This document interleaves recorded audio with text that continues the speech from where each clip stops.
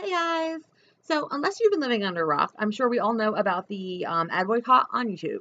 So, a lot of people went from making really good fucking money to not so really good fucking money. But I mean, honestly, guys, like, I wish a lot of them would just step back for a second and be like, I'm making money just making videos. That's awesome. YouTube, like, never signed a contract with people that they were going to be a job. Like, YouTube's not a job, guys. Like, you got lucky and you made money off your content, and that's fucking amazing. A lot of people have, managers and stuff like that, that their market, like, groups behind them to make them money, and that's great. But shit happens. This is a website. You never signed a contract with YouTube, so you didn't get fired from YouTube. Okay, we're just going through a fucking thing that we always seem to go through. I'm sure the ads are going to come back. I'm sure the money is going to come back. But right now, it's not. And the fact that people are, I mean, there's Patreon, and Patreon is awesome. I love Patreon. I'm a Patreon of Kaylee Elise because I love her content and I watch everything she fucking makes. She makes quality videos that you can tell she puts a lot of effort into.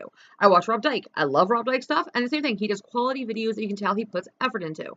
And then you have people like Onision, and I'm like, oh, don't really want to talk about this bitch again, but like, I swear to God, he's like, I don't follow him on Twitter, but I'm always stalking his fucking Twitter because he just says the most asinine, fucking retarded, stupid things. It's just like, I read his tweets and I'm like, I'm not going to talk about Onision today. I'm not going to tweet about Onision today. And then he says something and I'm like, motherfucker, really? Okay. So, because there's a website called Social Blade, you can go and see what kind of money people make. And because people hate Onision, there's bazillion fucking blogs about what a douchebag he is because he's a fucking douchebag. So he's making $20,000 a month on YouTube. He has two houses. He has a $100,000 car and another car. Did you not think for a second that maybe YouTube might not be here forever? YouTube was nice enough to give you guys some money from the ads. They didn't have to do that. Like, there's no contract that you guys were gonna, be here forever. Backup plans are important. For people that have, like, quote unquote real jobs, they have backup plans. Because stuff like entertainment is not going to be there forever. Even if the ad block never happened, Anisha's channels have been going downhill because people have been realizing what a douchebag he is. Like, the Billy thing just sort of exploded and be like, oh my God, you've done this before. You really are a tool. So it's not just the ad boycott of why people aren't watching Onision. I mean, look at Jenna Marbles. Jenna Marbles is still fucking popular. She just made a video like 18 hours ago or something, and it's got like 1.5 million views because she's funny and she makes good content. And even her content where she isn't out there, doing tons of editing and that kind of stuff, it's still really fucking funny and it's good content. Onision, you sit in front of a camera and a green screen and point and laugh and talk shit. That's all you do. You pretty much just talk shit. You cry, you talk shit, you wham, my life sucks, blah, blah, blah. Okay, you made $20,000 a fucking month. And you didn't think to save any of that fucking money? Your wife has a goddamn degree in psychology, which is a fucking ironic joke upon itself. But she has a degree in psychology, and she didn't think to get a job? Like, was she just going to go to school and just sit on her dick? Well, apparently, yes. She's going to get a job and just sit there. That's all she plans on doing. Because they both have Patreons. Now, Onision, of course, has a Patreon. Like, I'm not surprised with this. And his tiers are hilarious. Like, for $750, you can meet the motherfucker. And I'm like, okay, so who can we get, like, a GoFundMe so we can get this and someone can beat his ass? I mean, I didn't say that. We don't want that. No violence. Violence is bad. It's just like, I'm going to pay almost $1,000 for the opportunity to meet you. Nah. But, okay.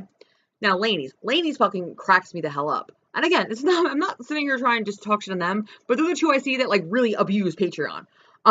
Laney's, I think for, like, $10, I'm not really sure, and I should check it, but fuck it. For $10, something like that, you get access to her P.O. box.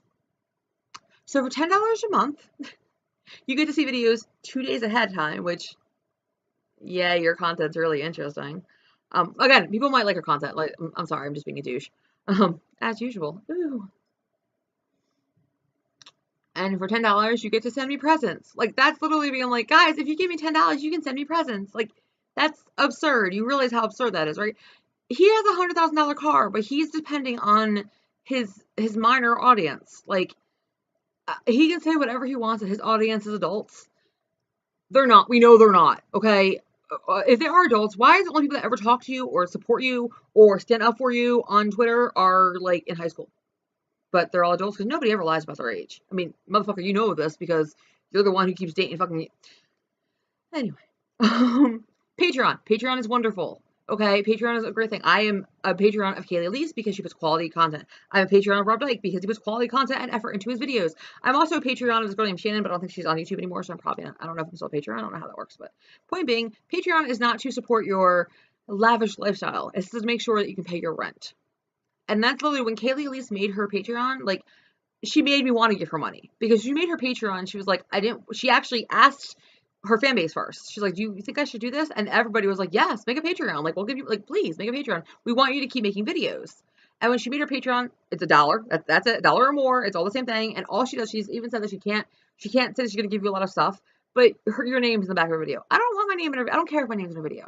I'm going to support people that I feel do good work. But when it comes down to it, this is an entertainment business, guys.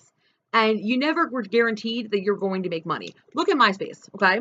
For those who remember MySpace, from like 2002-ish or whatever to 2008, 9, that was like the biggest thing ever. People were MySpace famous.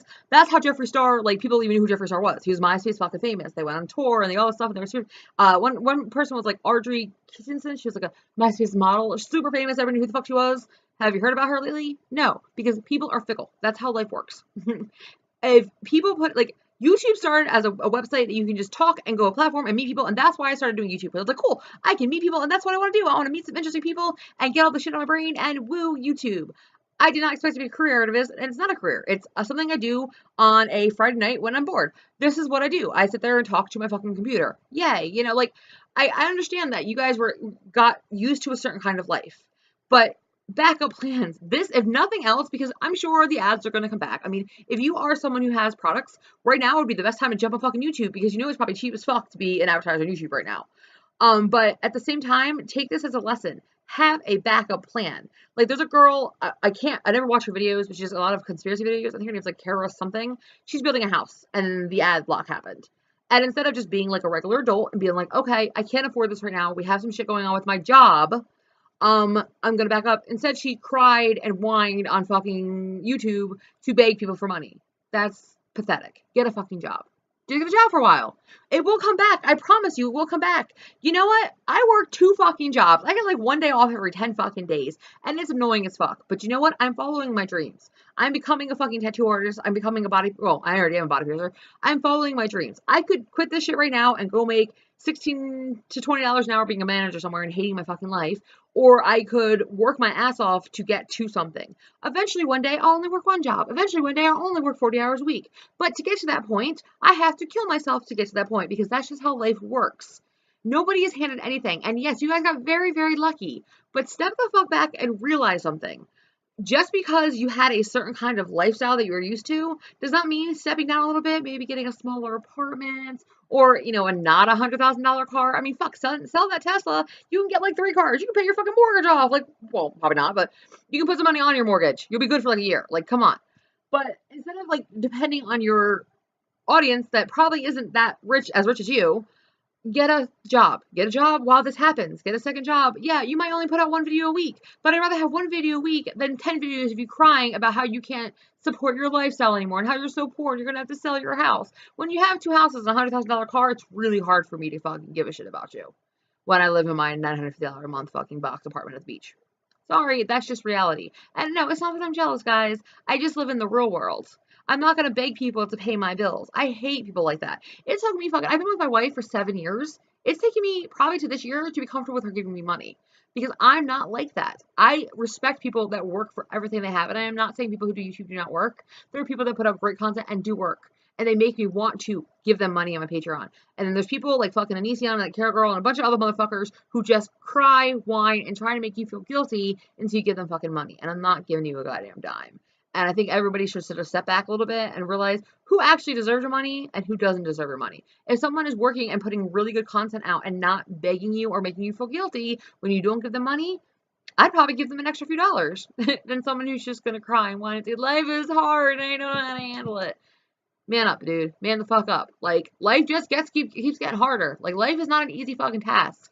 Like, it isn't. So you can either man the fuck up and realize that I might have to, you know, step down a little bit like everybody else in the world, like people who lose their jobs or places go out of business, or you could, you know, cry to fucking 12-year-olds and hope that they give you money. Sort of pathetic, guys. All right, bye.